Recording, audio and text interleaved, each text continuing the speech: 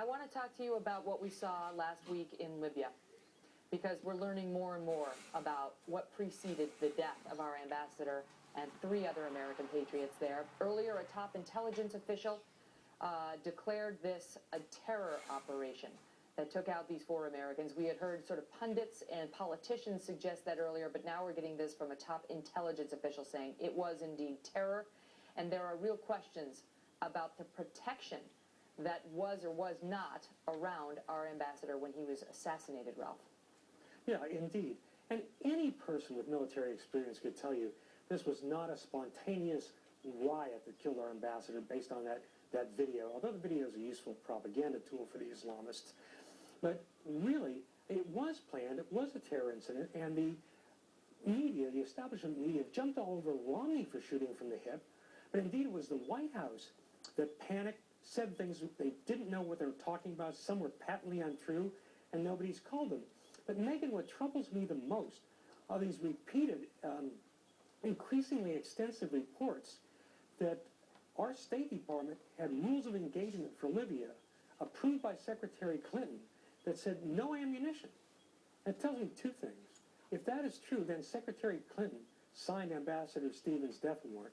And 2, it's one more instance, and I've experienced this personally in my military career, of the State Department's rabid dislike for our military.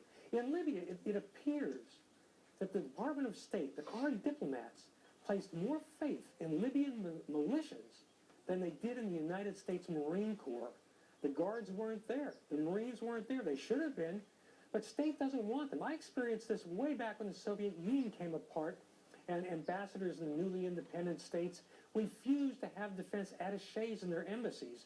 The condescension is incredible, and unfortunately, Ambassador Stevens, a brave and talented but ultimately foolhardy man, did not demand the security to which he was entitled. He was too confident of his popularity with the Libyan people, the very popularity that made him a prime target for Islamist terrorists, and he paid with his life.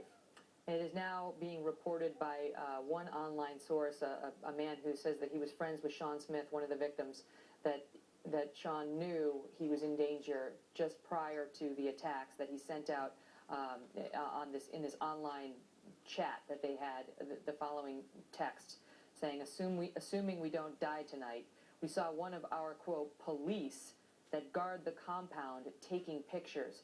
And then he went on to write an expletive and then the word gunfire. And so it does appear that for some time prior to the attack, they knew that they were in potential danger, and indeed they were, Ralph. Yeah, indeed. And this is a tragic situation that did not have to happen. So what we have isn't a scandal or a cover-up. It's scandals, plural. It's cover-ups, plural. You have no security or little security, no U.S. Marines, no ammunition and weapons, warnings that were ignored, lies that it was a spontaneous demonstration when it's obviously a planned affair, blaming it on the anti-Muhammad video when there was clearly a detailed plot. And then you go to Egypt, and it's about Abdullah al-Rahman. It's just incredible to me that the White House is painting itself into a deep, deep hole with lie after lie, as is the State Department, and the establishment media is not calling them. Hey, Megan, I got to give a shout-out to Catherine Herridge for Fox, who's reporting on this, whose investigative reporting on the blind sheikh and all these related matters has been incredibly good. She's gotten a lot of pushback from the establishment, from the administration, but she has been a true heroine on this. That's true, and she, she just reported today, having gotten her hands on the document, that they were warned, that our community was warned on September 9th, 2 days prior to the Cairo attacks, that there was this plan to go to the embassy and protest over the blind sheikh and to burn it down 2 days prior to the day it happened, and yet we had the administration repeatedly telling us that it was all about this video. It was all about this video. Anyway, Ralph, I got to run. Thank you so much for your expertise. Thank you, Megan. We also